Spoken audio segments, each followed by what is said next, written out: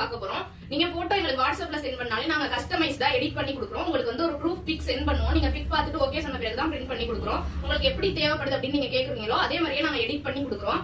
இந்த photo frame பாத்தீங்கன்னா 12x8 சைஸ்ல இருக்கு. இது பாத்தீங்கன்னா ஸ்கொயர் கொலாஜ்னு சொல்லுவோம். சின்ன சின்ன பிக் வச்சுட்டு ஒரு பிக் மெயின் பிக்கா பெருசா வச்சிருக்கோம். மை லவ் அப்படின்னு குவாட்ஸ் போட்டு கேட்டிருந்தாங்க. அதனால உங்களுக்கு மை லவ்னு போட்டு ஒரு ஹார்ட் சிம்பிள் போட்டு கொடுத்துருக்கோம்.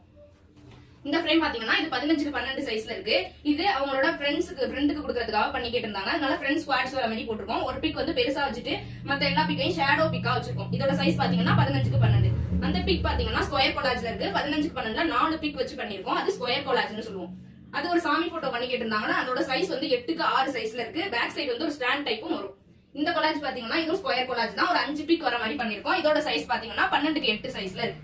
இந்த சைஸ் பாத்தீங்கன்னா இது ஆயில் பெயிண்டிங் ஒர்க் பண்ணிருக்கோம். பேக்ரவுண்ட் வந்து உங்க ஒரு காலேஜ்ல எடுத்திருந்தாங்க. அந்த பேக்ரவுண்ட் மாத்தி ஆயில் பெயிண்டிங் லுக்கு மாத்தி கொடுத்துருக்கோம்.